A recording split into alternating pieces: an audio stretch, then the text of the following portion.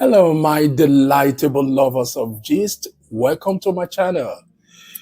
In a recent interview, our talented Nollywood actress Victoria Iyama shared her experience in her past marriage, recounting instances where her ex-husband's girlfriend would impose her choices regarding cooking.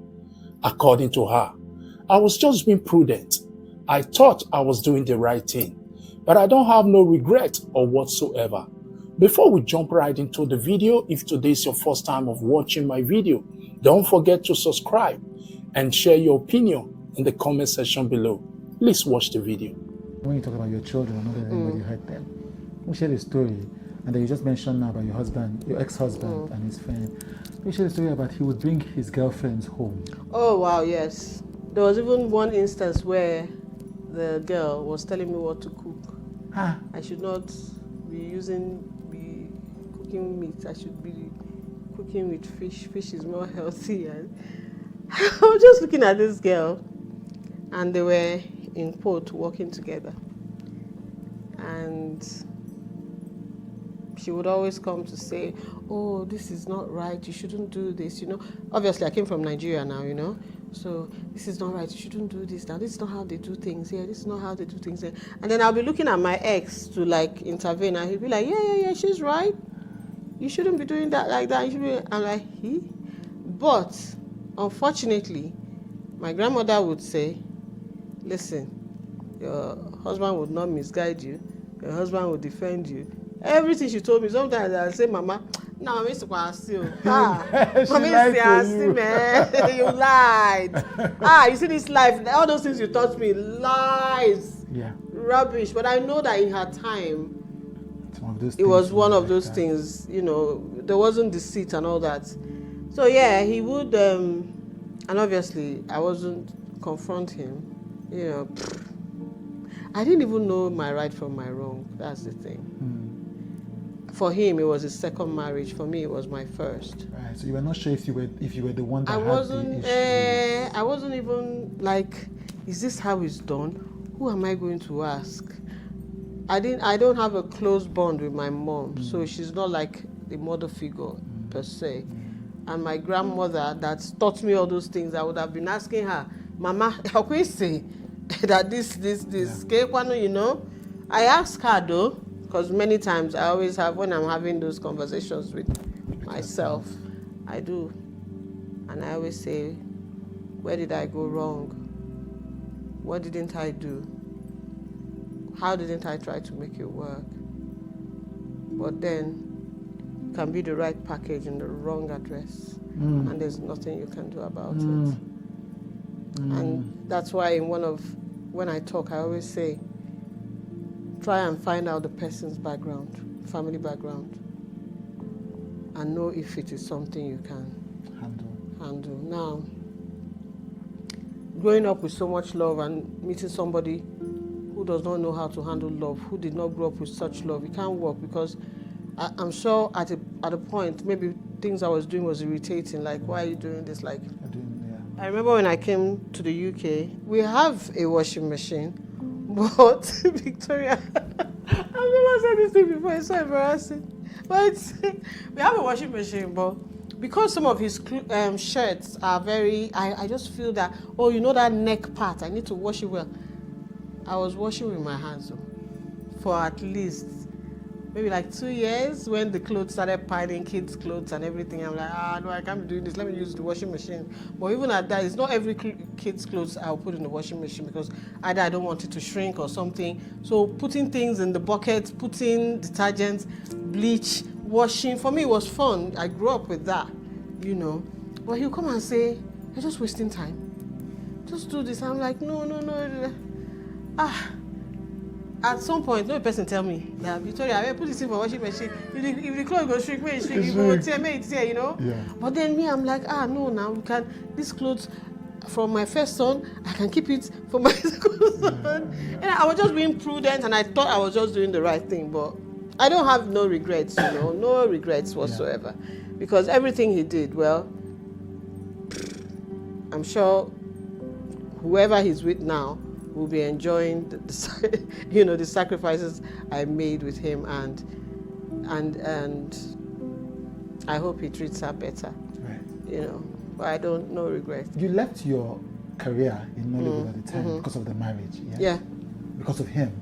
Yeah. And you moved to the UK because of him. Yes. And it wasn't a tough decision for you because you were in love. No, because again, upbringing. Yeah. I've gone to university. What next? Yeah. Now you've gone to university's career. Yeah. Then you've gone to university's marriage. Yes. So. Do you regret that now? You know what? I don't regret it because I have 3 beautiful children. children. Yeah. I couldn't have. Yeah. I don't. And I always remember that you can't get diamond in a shop. You have to dig, you have to go through fire and everything. So my kids are like, everything that I went through in the marriage, my kids are like my diamonds. So if you hadn't been physically removed by the police, you would have I wouldn't stayed have, in the yes, I would have stayed. And honestly, I don't know, because I think he was getting to that stage. Just before we were removed, I did something. You know the full moon. Obviously, I told you I grew up in the village and I believe in all those things. Yeah. So I think I had just had it up to I just went out and I looked up and I said, God, if you don't do something about this marriage, I don't know how you're going to do it. It's none of my business. If I don't live alive, one person will live dead. And I just said it because I'm always thinking, if this guy hits me and I hit my head somewhere and I collapse, you know, because I was never a fighter. I would never fight back. And not that, I just didn't think it was the right thing to do. You see, let me tell you something. Parents, don't raise your children with the same rubbish, you know, discipline or words. Let the children, you know, choose their paths. Guide them, but leave them. Guide them, but leave them. Guide them, but leave them, because who I have turned out to be, and no matter, I have tried to change it. At least I'm doing psychology. I'm trying. There are certain things that has been instilled in me, like loving, you know, seeing the good in everybody. Everybody is not good. We have some very mean people on earth. Well, my grandmother would be like, forget the mean side. There must be something good about the person. Focus on that one, and that is what will escalate and become, is not true. It's not true. It's not true.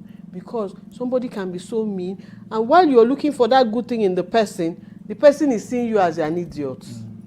That you are a fool and everything. Meanwhile, you are still praying and seeing the person. Because I remember in my marriage, my pastors would always tell me, pray about his temper.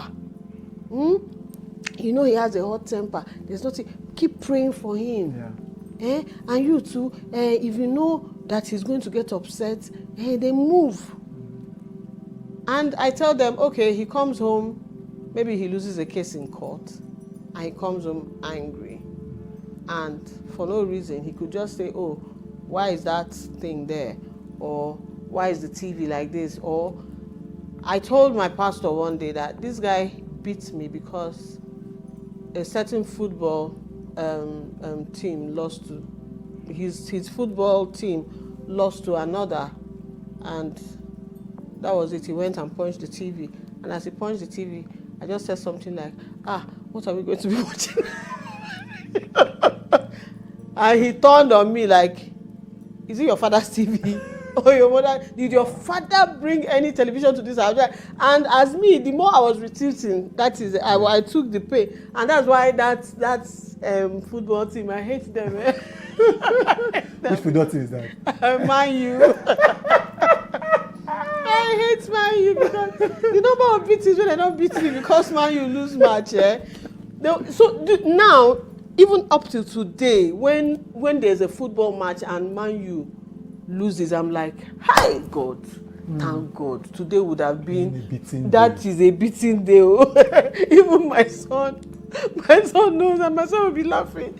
You know, and we'll just laugh about it like, hey. Yeah. If not, the beating where we for collect today. So did you find the eventual courage to even start speaking out about it? Since the conditioning took a long time to wear off, how did you find I think I needed to heal because the abuse didn't stop. It still continued in a different way, you know, and he felt, because he would always tell me, oh, you're the one who is the actress, you're the one who people know, nobody knows me. So if you go telling people your business, they're just going to hate you, and you know, to be honest, nobody really cares. And for a long time, I just had to go around with nobody cares, because obviously this country is new, it's different, you know. But after a while, I'm like, I think it was during that COVID period where we were all at home now. Okay, now boredom sets in, and he still continued to do things. And I'm like, this guy, are you okay? So one day, I think I went on someone's live and I mentioned it, and then after the live, the person said, Victoria, you can actually talk about this, you know. Right. And I'm like, yeah, really? So that was it, and I started talking. And as I was talking, I was kind of feeling relieved. I was kind of getting some healing. Yeah. But the more I talked, the more he intensified the, oh my God, the abuse. It was, you know, I would just think to myself, like, we're not living together.